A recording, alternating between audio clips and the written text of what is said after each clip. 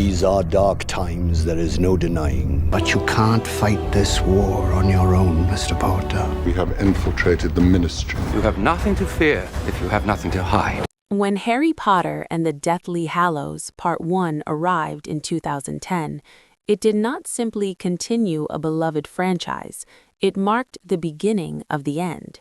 This was the 7th chapter in a cinematic journey that had grown up alongside its audience, and from its very first moments, it announces a tonal shift that is impossible to ignore. The warmth and safety of Hogwarts are gone. The comfort of structured school years, Quidditch matches, and house rivalries has evaporated. In their place stands uncertainty, exile, and the looming presence of war. The story opens in a world already on the brink, where darkness is no longer creeping at the edges, but has fully stepped into the light. The decision to split the final book into 2 full-length films allows this first installment to breathe in a way few franchise finales do. Instead of rushing towards spectacle, it lingers in tension, isolation, and emotional fracture. The narrative begins with Harry, Ron, and Hermione preparing to leave behind everything they know. There is no triumphant send-off, no grand speech from a wise mentor. In fact, the absence of Albus Dumbledore is felt in nearly every scene. Without his guidance, the trio is forced into a kind of premature adulthood. They are no longer students reacting to danger within protective walls. They are fugitives operating in a hostile world. The Wizarding Society around them has collapsed into fear. Lord Voldemort and his Death Eaters have seized control of the Ministry of Magic, twisting its authority into a weapon of oppression. Arrests, propaganda, and suspicion dominate daily life. Even Hogwarts is no longer a sanctuary, but a symbol of control under dark influence. This broader political shift gives the film a weight that feels more grounded and sobering than previous entries. The war that had long been prophesied has finally begun, and its consequences ripple through every family and institution. At the center of it all is Harry, no longer simply the boy who lived, but now the hunted. The prophecy that once defined him has narrowed into a singular mission: to destroy the Horcruxes, the fragments of Voldemort's soul that anchor his immortality. The concept of Horcruxes, introduced earlier in the series, becomes the driving force of this film. They are not just magical objects, but manifestations of moral corruption, physical evidence of a soul torn apart in pursuit of power. Harry's task is not only to find and destroy these objects, but to confront the darkness embedded within them. What makes Part 1 especially compelling is its structure as a journey film. Much of the runtime is devoted to Harry, Ron, and Hermione traveling from place to place, rarely staying long enough to feel secure. They hide in forests, camp in desolate landscapes, and move under enchantments designed to conceal them from detection. The cinematography reinforces this sense of displacement. Wide shots of barren countryside and cold gray skies mirror the emotional desolation of the characters. For the first time in the series, the magical world feels vast and indifferent, rather than wondrous and inviting. The trio's isolation becomes a crucible for character development. Stripped of adult supervision and institutional support, their friendship is tested under relentless pressure. The Horcrux they carry exerts a psychological toll, amplifying insecurities and resentments. Ron's frustration at feeling overshadowed, Hermione's quiet resilience, and Harry's burden of responsibility all come to the surface. These tensions are not explosive in a conventional action sense, but simmer with emotional authenticity.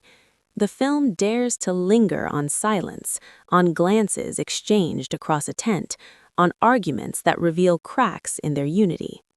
Meanwhile, Voldemort's campaign intensifies. The Death Eaters scour the country for Harry, ordered to bring him to their master alive. This detail underscores Voldemort's obsession. Harry is not merely an obstacle, he is a fixation. The dynamic between hunter and hunted drives the suspense, with each close call reminding viewers that survival is far from guaranteed. The film does not rely solely on grand battles. Instead, it builds dread through infiltration and betrayal. The atmosphere is one of constant vigilance, where trust is fragile and safety temporary. One of the most fascinating narrative threads in Part 1 is the introduction of the legend of the Deathly Hallows. As Harry searches for Horcruxes, he uncovers whispers of an old and nearly forgotten tale: 3 magical objects said to grant mastery over death. The story of the Hallows unfolds like a myth within the mythos, expanding the philosophical scope of the series. If the Horcruxes represent the violent fragmentation of the soul to avoid death, the Hallows suggest another path, an attempt to conquer or transcend mortality through possession. This duality between splitting the soul and mastering death becomes central to the thematic architecture of the finale. The legend itself is presented with a haunting elegance, reinforcing the film's darker aesthetic. It poses a moral question that resonates beyond fantasy. Is power over death a gift or a curse? For Voldemort, immortality is an obsession born from fear. For Harry, the idea of the Hallows introduces doubt and temptation. Could there be a way to defeat Voldemort not by destruction alone, but by claiming ultimate power? This tension enriches Harry's internal conflict. His journey is no longer just physical, but philosophical. The absence of Hogwarts also allows supporting characters to occupy new narrative spaces. The Weasley family, long associated with warmth and humor, becomes emblematic of sacrifice and vulnerability. The Order of the Phoenix operates in shadows, diminished but defiant. Each familiar face carries the weight of impending loss. The tone is elegiac, as though the film is aware that innocence has been irretrievably lost. Even moments of levity feel fragile, fleeting against the encroaching darkness. Visually, the film adopts a subdued palette that reinforces its somber mood. Gone are the golden hues of early installments. In their place are muted grays and cold blues. The production design emphasizes realism within fantasy, grounding magical elements in tangible textures. The camping sequences, in particular, evoke a rawness that contrasts sharply with the grandeur of earlier school-based adventures. Magic is still present, but it feels like a survival tool rather than a source of delight. The pacing reflects the film's role as the first half of a larger crescendo. Rather than delivering constant climaxes, it builds toward an emotional and narrative crescendo. Each Horcrux discovered and destroyed represents incremental progress, but also escalating danger. The process is painstaking and uncertain, reinforcing the enormity of the task Dumbledore left behind. Harry must interpret clues, rely on instinct, and accept that failure could mean not only his own death, but the triumph of tyranny. A crucial element of the film is its meditation on identity and destiny. Harry's past, his survival as a baby, his connection to Voldemort, looms over every decision. The phrase, "the boy who lived," takes on a new resonance.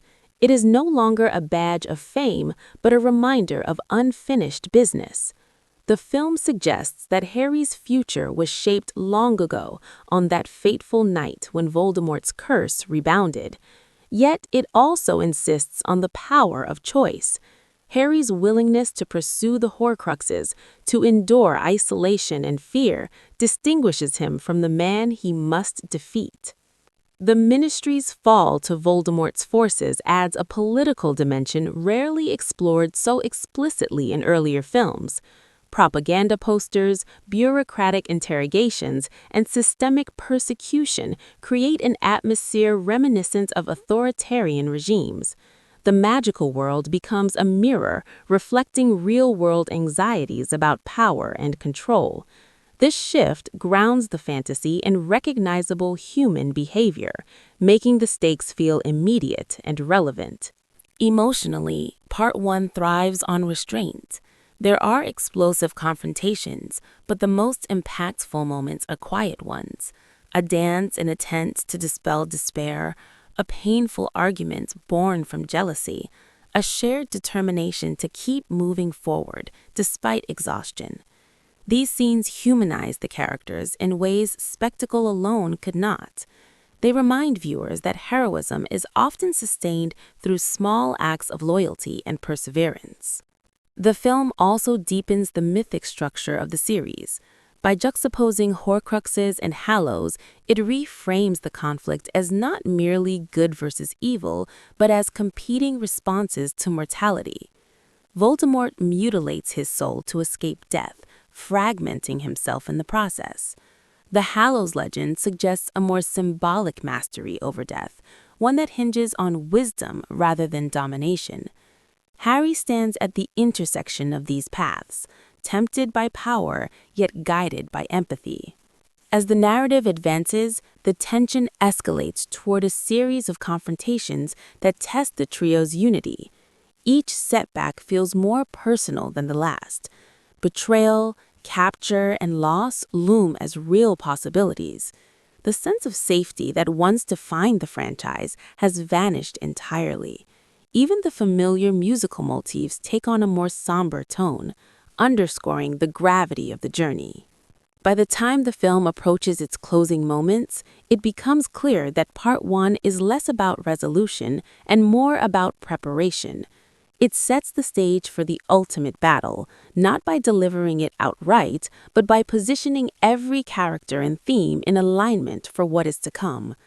The quest for Horcruxes has begun in earnest.